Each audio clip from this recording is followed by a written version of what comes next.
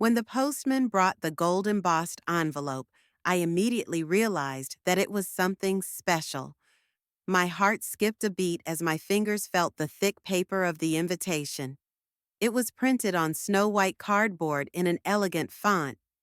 You are invited to the wedding of Theodore Winston and Briley Copeland. The date was June 23rd, exactly 3 weeks from now. I sat on the edge of the couch, holding the invitation as if it might explode in my hands. 3 months. For 3 long months I hadn't heard my son's voice, and now, a wedding invitation. My name is Merle Winston, and I am 54 years old. I own a small laundromat in Reno, Nevada, left by my late husband, Roy. He died 5 years ago of a heart attack, leaving me alone with our son, Theodore, whom we always called Tate. After Roy's death, life became gray and monotonous: work, home, and sometimes meeting Tate for dinner. He was my only joy and support. Everything changed when Briley came into his life. They met in a bar in the city center 3 years ago. I still remember the day Tate brought her to my place for dinner. She was a tall, slender girl with bright red hair and penetrating green eyes. She was sweet and smiling. "Mrs. Winston, I've heard so much about you," she said, hugging me tightly. I blushed, not used to such intense expressions of affection, but Tate's smile was so happy that I immediately melted. "Please, call me Merle," I said, pulling out of her arms. Dinner went well. Briley talked a lot about herself, how she worked as an administrator in a fashionable beauty salon, how she loved to travel, and how she dreamed of owning her own business. She was charming, lively, and a little loud, not at all like the quiet, sensible Tate, who listened to her with his eyes in love. But something about her alarmed me from the very beginning. Perhaps it was her flamboyant mannerisms. Maybe it was the excessive attention that seemed a little artificial. Or maybe it was a mother's intuition, which cannot be fooled. When Tate went to the bathroom, Briley suddenly asked, "Is this laundry business paying off well? Tate says you don't have a mortgage on your apartment. Is that true?" I looked at her in surprise. "We're just surviving," I said, avoiding a direct answer. "Roy and I bought our apartment a long time ago." She nodded and never brought it up again. But something changed in her eyes, a cold calculation. I put it down to my suspicion. After all, every mother is afraid of losing her son to another woman. For the next few months, Tate was over the moon. Briley had won his heart. She was funny, spontaneous, passionate, everything he probably missed in his quiet life as an IT specialist at an insurance company. They often came to my house for dinner, and I cooked Tate's favorite dishes. At first, everything seemed great, but then Tate started coming less often. First, once every 2 weeks, then once a month. Phone calls became shorter and more superficial. One day, I invited them to Christmas dinner, and Briley answered for Tate. "Oh, I'm sorry, we can't make it. We have other plans for Christmas." Her tone was friendly, but her eyes were cold. I tried not to show my disappointment, but my heart was aching. "Tate, you've always spent Christmas with me," I said quietly as Briley left the room. He smiled in embarrassment. "Mom, I'm an adult now." "Briley and I want to create our own traditions." His voice sounded strange, like he was repeating someone else's words. I recognized my son, but at the same time I saw how he was changing under the influence of Braille. Once open and sincere, he now seemed to be hiding behind some invisible wall.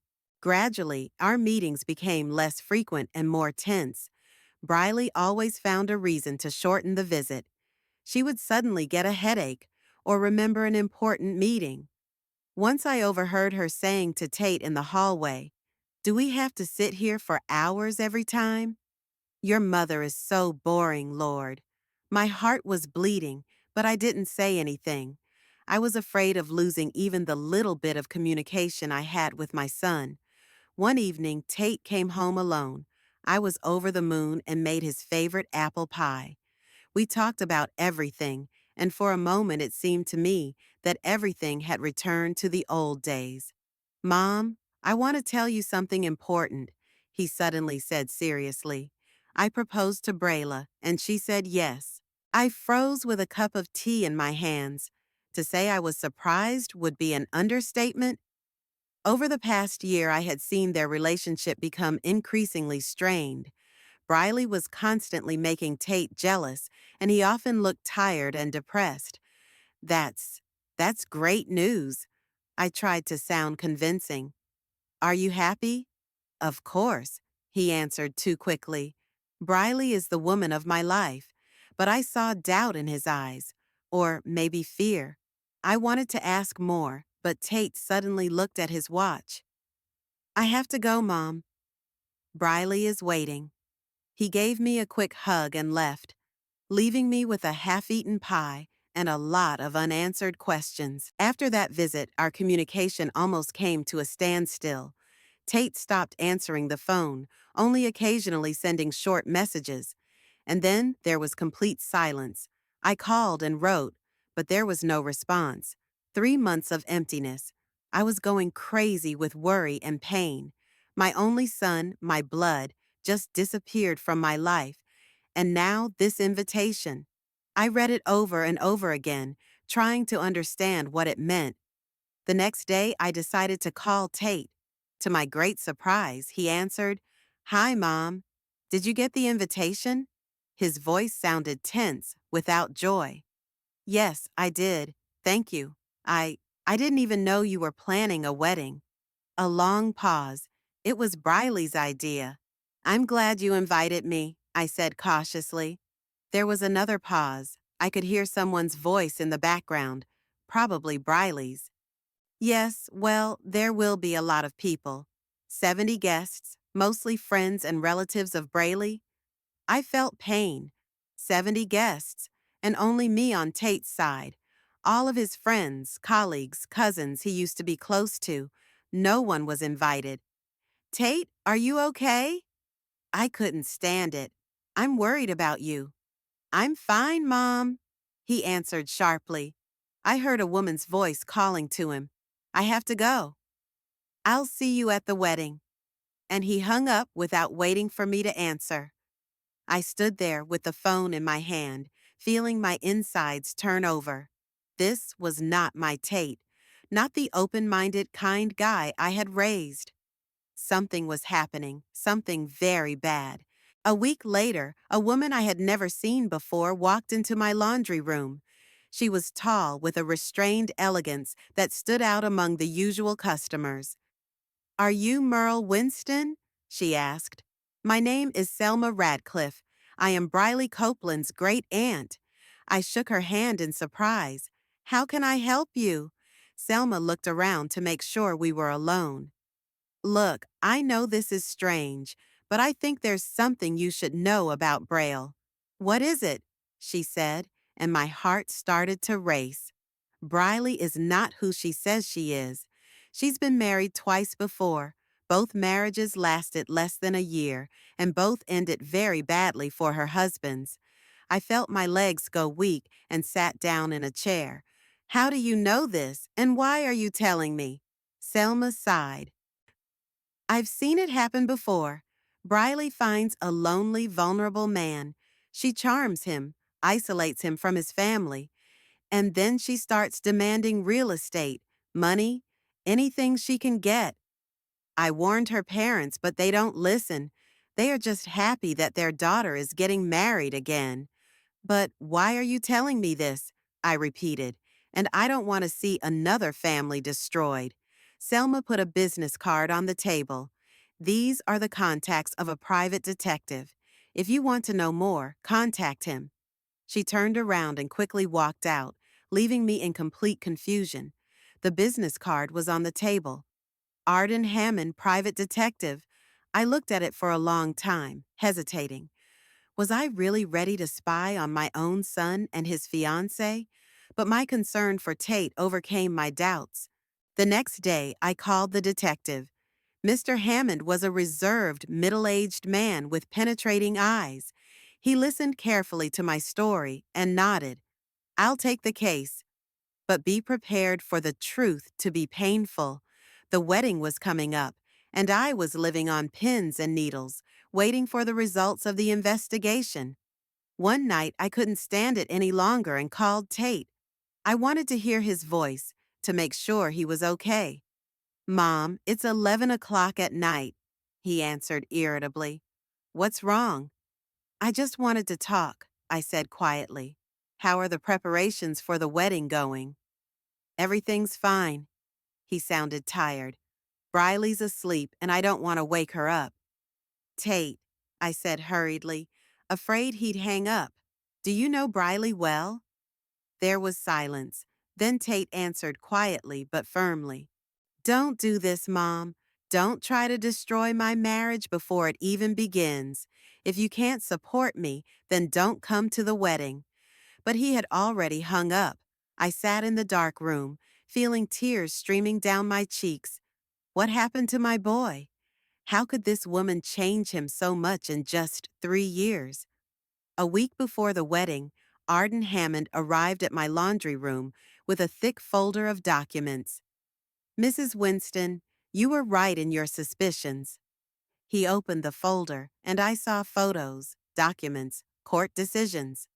Briley Copeland's history was worse than I could have imagined. 2 previous marriages, both dissolved in less than a year. Both husbands lost their property. One of them is still paying off debts she accumulated on joint credit cards. There is also information about real estate fraud.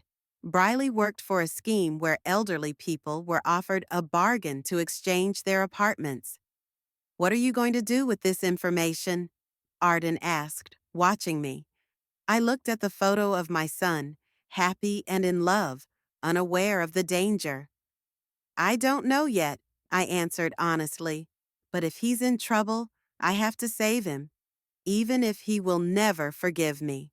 5 days before the wedding, I received a message from Tate on my phone. I hope you'll come. It's important to me. I looked at those words for a long time. Maybe all was not lost. Perhaps, somewhere deep down, he feels that something is wrong. Squaring my shoulders, I answered, Of course I will come. I'm always here for you, son. I love you. The wedding day came faster than I could mentally prepare. The morning of June 23rd was hot, even for Reno. The thermometer outside the window showed 32 degrees, and it was only 9 in the morning. I stood in front of the mirror, looking at my reflection. The navy blue dress I had bought especially for the occasion looked elegant enough, but modest. My gray hair was neatly tied back, and my makeup was minimal. I didn't want to draw attention to myself. An envelope with a check for $2,000 was in my purse as a gift for the newlyweds. It was a significant amount for me, almost all my savings over the past year. But I couldn't show up at my son's wedding with a cheap gift, especially knowing that the Briley family belongs to the wealthy stratum of Reno. The taxi stopped at the luxurious Silver Creek Country Club. I'd never been here before. It was too expensive for a small laundromat owner. The spacious courtyard was decorated with white and gold ribbons, and there was a large photo of Tate and Briley at the entrance. They were smiling, happy, and in love. I froze, looking at my son's face. Was he really happy? Or was that smile as fake as everything else about Briley? Mrs. Winston, a young man in a sharp suit approached me. Welcome. I'm Devin, the wedding planner. Let me show you to the hall. He spoke to me too politely, almost preemptively. It was unnerving. Did everyone know who I was? The mother of the groom, with whom almost no one talks? Many guests had already gathered in the banquet hall. Exquisite dresses, expensive suits, the glitter of diamonds. I felt like a gray crow among these brightly colored birds. Devin led me to the table with the groom's family card. I was the only one at this table. Next to it was a huge table labeled Family of the Bride, at least 20 seats, all filled. Merle! I heard a man's voice and turned around. It was Tate, my son, wearing a black tuxedo that made him look even thinner than he really was. Tate? I hugged him, feeling my hands shaking. You look great. He smiled, but it didn't touch his eyes. Thanks for coming. I'm I'm glad to see you. His eyes were restless, and he kept looking around as if he was afraid someone might overhear our conversation. How are you? I asked quietly. Are you nervous? He shrugged. It's all happening so fast. Briley's parents have taken over the whole organization. They they want the best for their daughter. I noticed a note of justification in his voice. It was as if he was trying to convince himself, not me. The main thing is that you're happy, I said, squeezing his hand. I turned around and saw Briley rapidly approaching us. She looked stunning in a wedding dress by a famous designer, her red hair pulled back in an elegant updo, and her emerald eyes sparkling. She was beautiful, and that made her even more dangerous. Oh, Merle, you came. Her voice suddenly turned honeyed. How sweet. Tate was so worried you might not come. She hugged me, and I could smell her suffocating perfume. I would never miss my only son's wedding, I replied, trying to sound natural. Of course, of course, Briley smiled, showing off her perfect teeth. Do you mind? There will be a couple of my parents' friends there, people your age. I felt my cheeks flush with humiliation. People your age, as if I were 80, not 54. But I thought, Tate began, but Briley interrupted him. Honey, we need to say hello to our guests. It's almost time. She took him by the arm and pulled him away, throwing over her shoulder. Enjoy the party, Merle. And they left, leaving me alone in a sea of unfamiliar faces. I walked slowly to my table. Two elderly people were already sitting there, a man with a neat gray beard and a woman in a pink dress. You must be Theodore's mother? The woman asked. My name is Lois Paxton, and this is my husband, Warren. We've been friends of the Copeland family for many years. Nice to meet you. I sat down across from them. Yes, I'm Merle Winston. What a handsome boy, your son, Lois continued in a friendly tone. I forced a smile. Yes, they are. Perfect for each other. You must be proud of him, Warren added. He works for some kind of IT company, right? Insurance company, in the IT department, I answered automatically.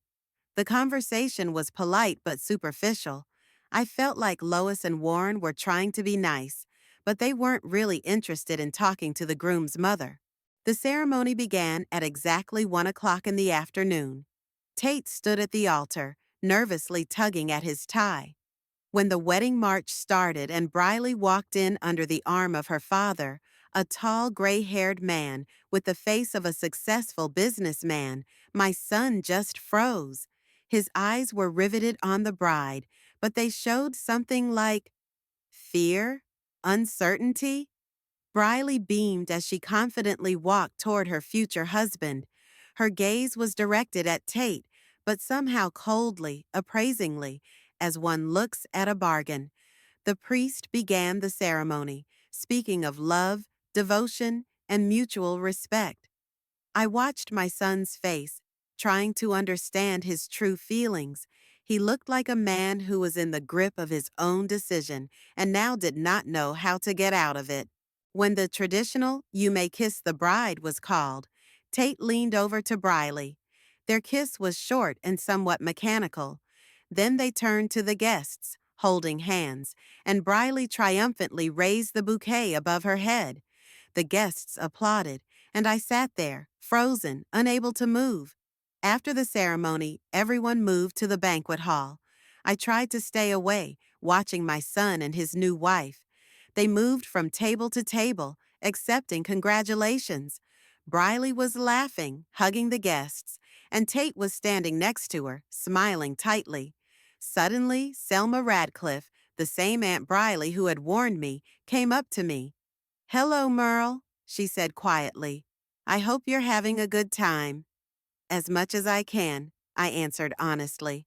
Selma sighed. "Did you take my advice? Did you contact the detective?" I nodded. Yes. And he confirmed everything you said. I looked at my son. I haven't decided yet, but I can't let her ruin his life.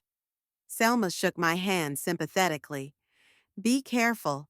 Briley can be ruthless." She quickly moved away, noticing that the mother of the bride was looking in our direction. I walked slowly through the hall, trying not to attract attention.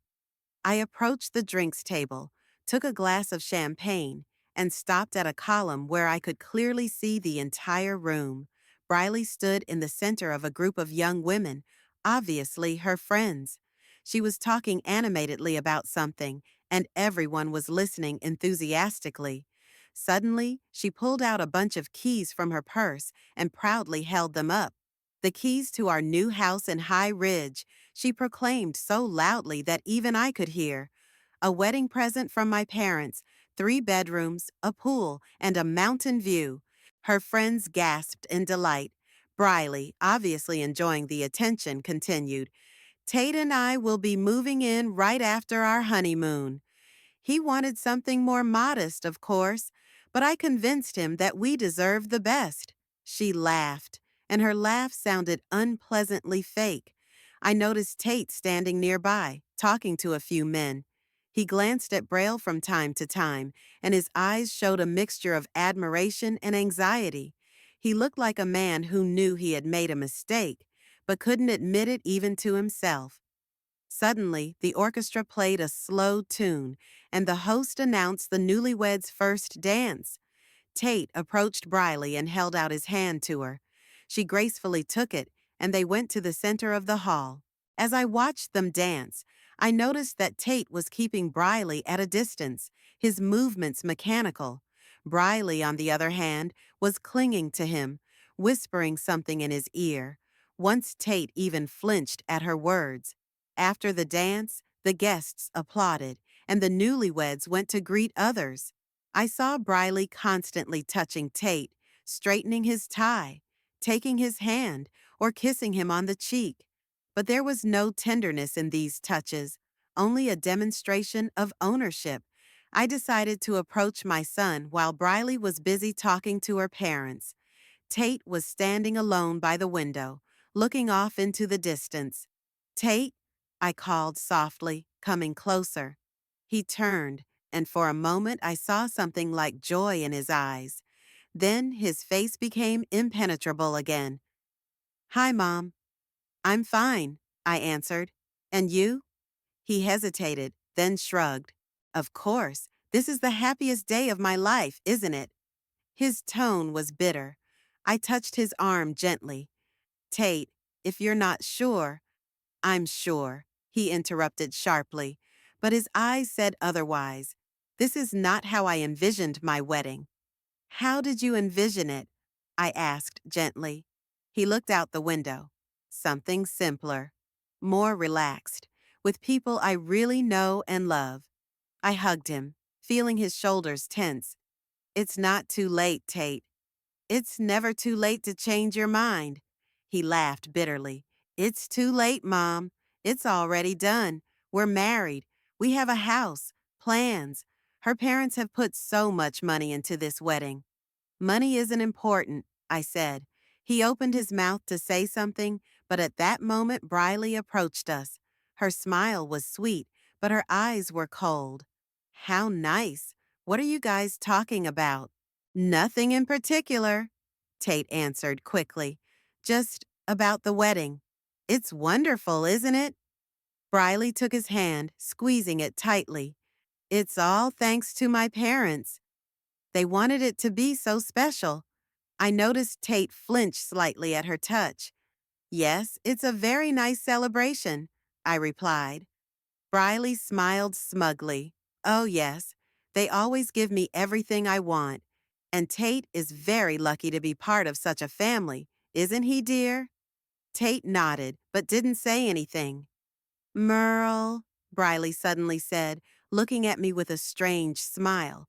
I hear you have a nice apartment in Riverside. That's one of the best neighborhoods in Reno, right? I tensed up. Yeah, Roy and I bought it years ago when prices were lower. And it's fully paid off, no mortgage? Briley continued, not taking her eyes off me. Yes, I replied shortly, not sure what she was getting at. That's great, Briley beamed. You know, Tate and I are going to have to start paying the mortgage on a new house. Do you think you could help us? You know, family support and all that? I looked at her dumbfounded, then at Tate. He looked stunned. Briley, what are you? Oh, I'm just kidding. She laughed, but her eyes remained serious. I forced a smile. Of course. Excuse me, I need to freshen up. I walked quickly toward the restroom, feeling my heart pounding. What was she trying to do? Does she really expect me to give them my apartment? It was absurd. The hallway outside the restroom was quiet. I stopped, trying to calm down, when I heard voices from around the corner. One of them belonged to Brayla. I told you, everything is going according to plan, she said irritably. She seems suspicious, a woman's voice replied, obviously belonging to a friend of Briley's. Merle? Briley snorted dismissively. Tate is completely under my control. He didn't even argue when I told him we weren't inviting his friends over. What about the apartment? Vanessa asked. I froze, pressing myself against the wall, afraid to move. Of course, Briley replied confidently. It's only a matter of time. An old woman living alone in a two-bedroom apartment in the best part of town? That's ridiculous. I'll convince Tate that she needs to move to a nursing home for her own safety, and we'll rent the apartment. Do you know how much rent goes for in Riverside? They laughed, and Briley continued. But first, we need to get the keys for emergencies. And then, old people have accidents. Briley, Vanessa exhaled in shock. You're not serious? I'm kidding, you silly thing. Briley laughed, but her voice was not amused. And that's just the beginning. His mother has some savings, life insurance. It'll all be ours soon.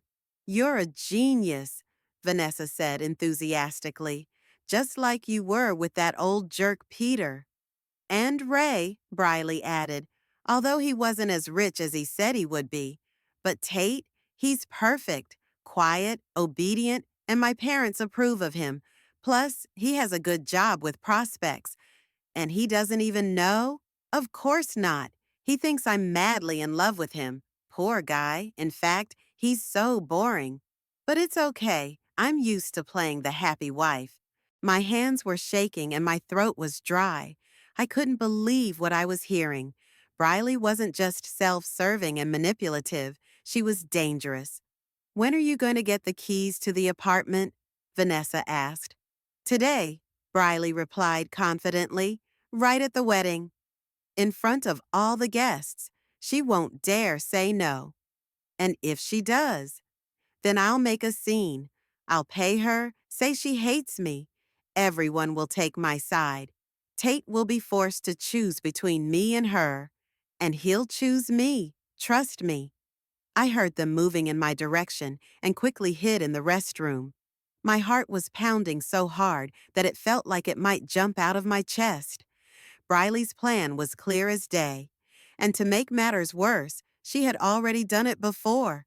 After washing my face with cold water, I looked at my reflection in the mirror. What should I do? Tell Tate? But he wouldn't believe me. She's already convinced him that I'm just a jealous mother who can't let go of her son. At that moment, the restroom door opened and Briley walked in. She met my eyes in the mirror and smiled her fake smile. Oh, Merle, there you are. Everyone is waiting for the groom's mother's toast. Shall we go? I slowly turned to her. I heard you talking, Briley. Her smile froze. Her eyes narrowed. I don't know what you're talking about. I know about your plan, I continued firmly. I know everything. She froze, but only for a moment. Then her face changed, hard and cold. And what are you going to do, Merle? Are you going to tell Tate? He wouldn't believe you. To him, I'm the perfect wife. And you're just an old, lonely woman who can't accept the fact that her son is grown. I won't let you ruin his life, I said, looking her straight in the eye. Briley laughed. You're too late. He's already mine, and soon everything that belongs to him and to you will be mine. She took a step toward me. Take my good advice. Stay out of my way. Hand over the keys to the apartment nicely, and I promise that Tate will visit you in the nursing home at least once a month. Her eyes sparkled with gloating. Never, I replied quietly but firmly. I will never give you what is mine, and I will not let you take my son. Briley pressed her lips together. You're going to regret this decision, Merle. She turned and walked out of the restroom, leaving me alone with my thoughts. I took a deep breath, trying to calm down. I had a plan, but I wasn't sure it would work. It all depended on whether I could hold out for a few more hours and make the right phone call at the right time. With this thought in mind, I returned to the banquet hall, where 70 guests were waiting for my word about the young couple's happy future. When I returned to the hall, the celebration was in full swing. The orchestra was playing a cheerful tune, the guests were dancing and laughing, and no one noticed my absence, no one except Briley. Her eyes, cold and calculating, followed my every move as I walked to my table. Tate was sitting next to her at the center table, saying something to Briley's father. He seemed relaxed, perhaps due to the champagne that was constantly being poured into his glass. I hoped he would have enough sobriety left for what was to come tonight. I gently touched my purse, which contained Arden Hammond's business card. At that very moment, my eyes met Briley's, and she slowly, almost imperceptibly, shook her head as if to say, "Don't even think about it." Suddenly, the host announced, "And now it's time for the toasts. Let's start with the bride's parents." Mr. Copeland, a tall, handsome man with graying temples, stood up with a glass of champagne. "Let me raise this toast to my beautiful daughter Briley and her chosen one, Theodore." When Briley introduced Theodore to us, we immediately realized that he was special, because our daughter deserves only the best. The guests laughed and clapped. Mr. Copeland continued, "My wife and I did everything we could to make this day perfect for our princess. And now we are happy to welcome Theodore to our family. Son, take care of our girl. She is our most precious treasure." I noticed how Tate's shoulders tensed when Mr. Copeland called him son. It was as if he felt he was becoming someone's property.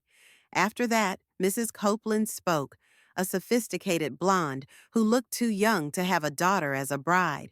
Her speech was filled with sentiment about how she had dreamed of this day since Briley was born, how they had chosen the dress together, and how happy she was that her daughter had found such a wonderful man.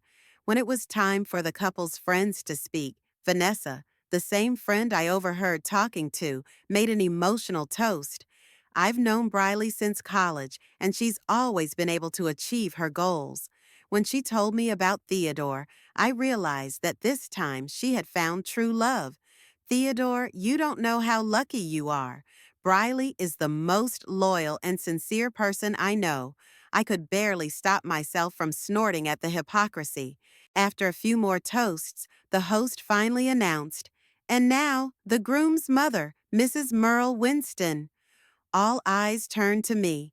I slowly stood up, feeling my knees trembling, not from fear, but from anger. Anger at this woman who was going to ruin my son's life. "Thank you," I began, trying to keep my voice calm. I didn't prepare a long speech. "I just want to tell my son, Tate, you are the best thing that ever happened to me. Your father would be very proud of you. I wish you. I paused, searching for words. I wish you the happiness you deserve. Tate's eyes filled with tears, and he nodded slightly. For a moment, I thought he understood the true meaning of my words. And remember, I added, looking directly at him, no matter what happens, I will always be on your side. Always. Briley, sitting next to Tate, was smiling tightly, but her eyes were flashing lightning. She knew exactly what I meant. After the last toast, the host announced the dancing part of the evening, and the guests began to disperse around the room. I remained sitting at the table, thinking about my next move. Suddenly, Briley made her way through the crowd to me. Her face, usually cold and calculating, now shone with the most sincere smile.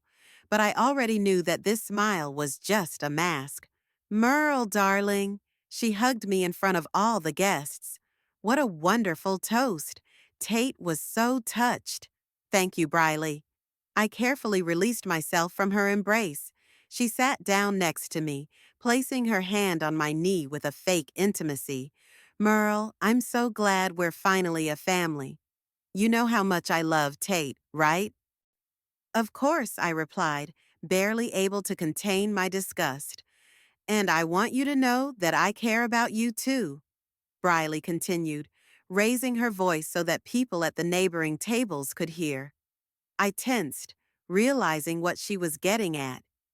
Yes, I live alone. Of course, Briley shook her head. But you know, Tate and I are so nervous. This apartment is on the third floor, no elevator. What if something happens? Who's going to help you? I noticed that the people at the neighboring tables had stopped talking and were listening to us. I'm perfectly capable of taking care of myself, thank you, I replied coldly. Briley made a pained face. Of course you would say that. You're so independent, Merle. But you know what Tate and I are thinking? We think it would be great if you gave us the keys to the apartment, just in case something happens to you and we can't get in. She said this so sincerely with such ostentatious concern that several elderly guests at the next table nodded in approval. That's very smart, one of the women interjected. My daughter has a spare key to my house, too. I saw Tate, noticing our conversation, begin to make his way through the crowd toward us. Briley, catching my hesitation, continued her attack. Tate and I could stop by from time to time, check in on things, help with the cleaning, the shopping. I really don't need any help, Briley, I said firmly. Oh, Merle, don't be so stubborn. She laughed, but her laugh was not merry. It's just the keys. Tate walked over to us, obviously concerned about the tension in the air. What's going on? Oh, honey. Briley grabbed his arm. I was just suggesting that your mom give us the keys to her apartment, just to be safe. And she said no. Tate looked at me in surprise. Mom, it's just a precaution. Tate.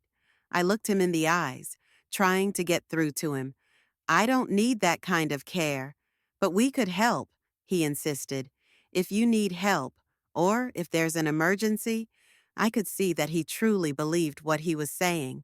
Tate, I said no, I repeated firmly.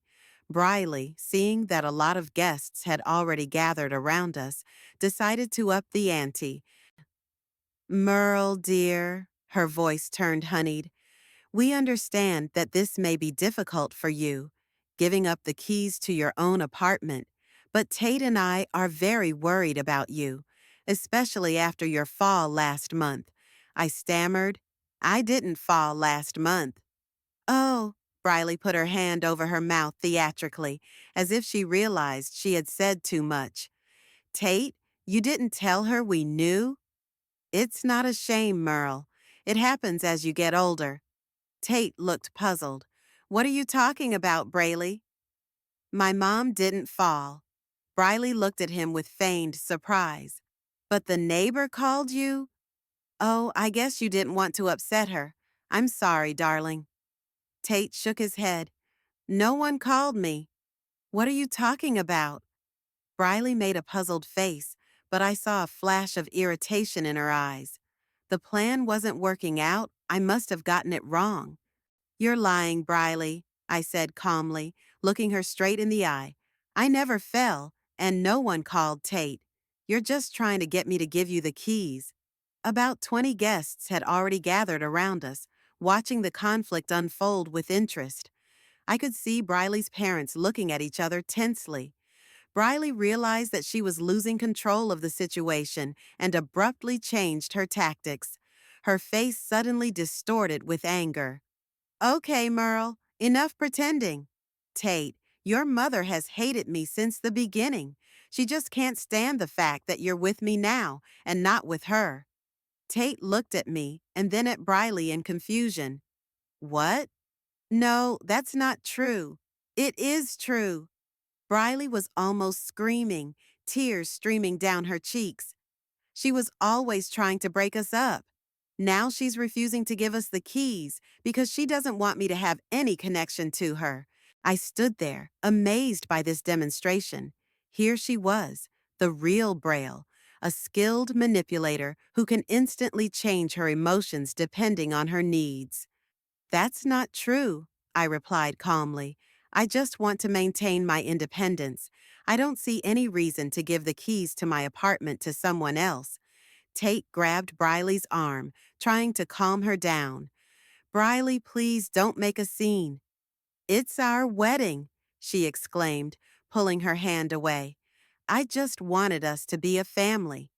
For your mother to finally accept me, and she refuses to even give me the keys, the guests whispered, most of them looking at me with disapproval. Of course, in their eyes, I was a bad mother-in-law who refused to accept her son's new wife. Briley, calm down, Tate said firmly. My mother has the right to decide who she gives the keys to her apartment to. That was the strongest thing I'd heard him say in a year. He finally had the courage to contradict Briley, and I felt a glimmer of hope. But Briley wasn't going to give up that easily. She turned to me with renewed vigor. Why? Why do you hate me so much, Merle? What have I ever done to you? I just want to be a good daughter-in-law. Her face, distorted with anger and despair, came closer to mine, and I felt her hot breath. I don't hate you, Briley, I replied calmly. But I know who you really are. Her eyes widened, and for a moment the mask slipped away, revealing the real Briley, cold and calculating.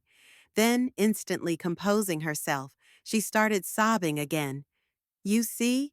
You see what she is like. She has always been against me. She wants to ruin our marriage. Briley, that's enough. Tate tried to hug her, but she pushed him away. No, Tate, I won't let her treat me like this, not on our wedding day. And then it all happened so fast, I barely had time to realize. Briley turned to me, her face contorted with real anger. Give me the keys. Now. No, I replied firmly, and then she hit me, hard, with her open palm on my cheek.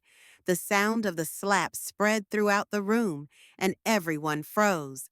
I staggered back and almost fell, but Tate caught me in time.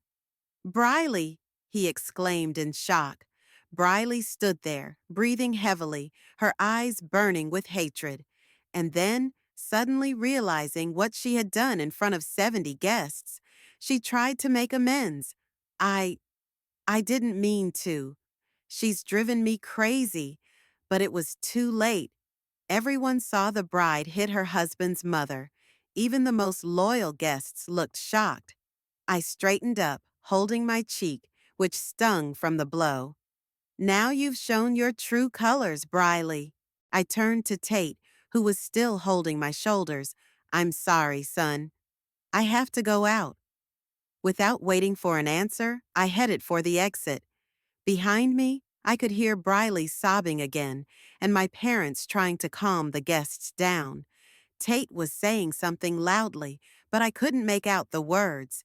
In the empty hallway, I took out my phone and dialed Arden Hammond's number. He answered after the first ring. Mrs. Winston? Mr. Hammond? My breathing was ragged, but my voice was firm. Please come to the Silver Creek Club. Right away. And bring all the documents you have on Briley Copeland. What happened? The detective sounded concerned. She hit me. In front of all the guests. Ardeen whistled. I'll leave immediately. I'll be there in 40 minutes.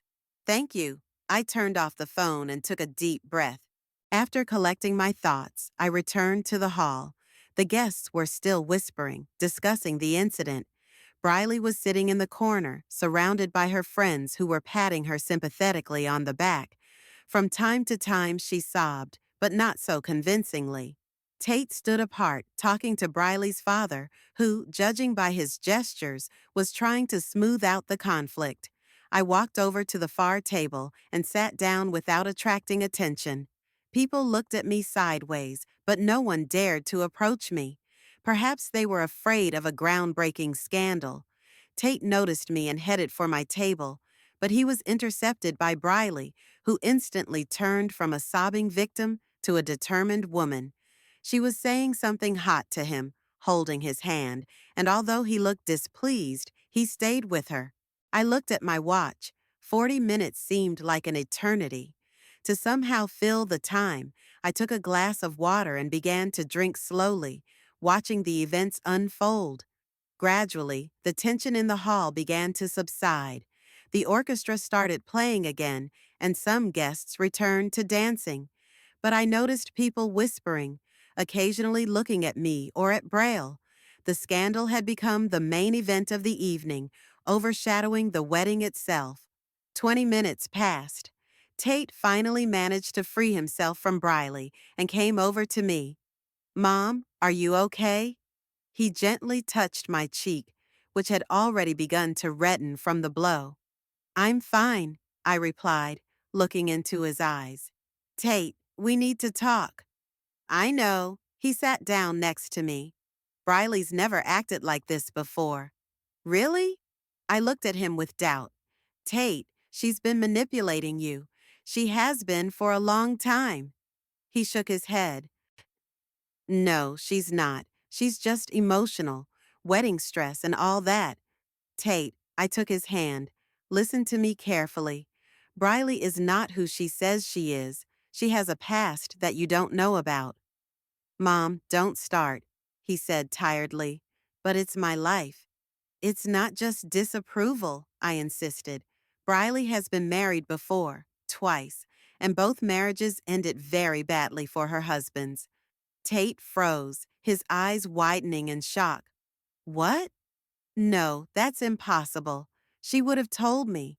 She's not who she says she is. I squeezed his hand tighter. Please, Tate. You have to trust me. Just wait a little longer. Soon you'll see the truth. He looked confused and lost, but I could see a glimmer of doubt in his eyes. Maybe deep inside he already felt that something was wrong. I don't know, Mom. Just wait, I repeated. Half an hour, that's all I ask. He nodded slowly and stood up. I have to get back to Brayley. She's upset. I watched my son walk to his new wife, who was already waiting for him. She said something quickly, obviously asking about our conversation. Tate answered with restraint, and I could see how much it annoyed Briley. Another 15 minutes passed. I could feel the tension rising with each passing second. From time to time, Brayley would throw anxious glances in my direction, as if she could sense something was coming. And then it happened. Arden Hammond, a tall, thin man in an impeccable suit, appeared in the doorway of the hall. He was holding a black leather folder.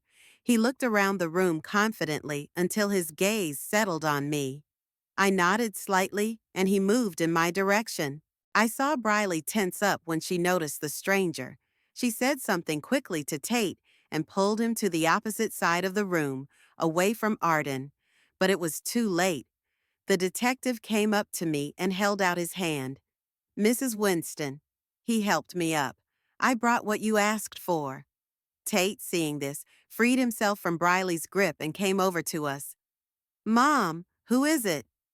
Briley hurried after him, her face a mixture of fear and anger. Tate, this is Arden Hammond, I introduced calmly.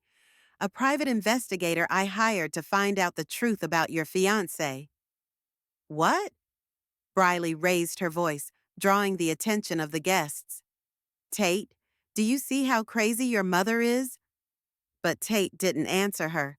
He was looking at the folder in Arden's hands. What is it?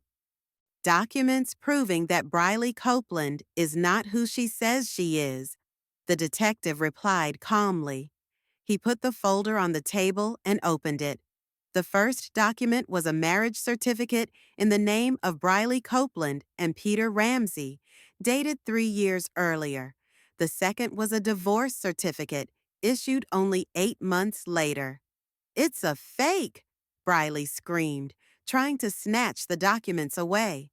She's made it all up, but Arden had already pulled out the next document. Another marriage certificate, this time to Ray Dawson, dated 2 years ago. And again, a divorce after 10 months. Tate stood there, staring at the documents. His face was pale and his hands were trembling. It's not true, he whispered, but his voice was no longer confident.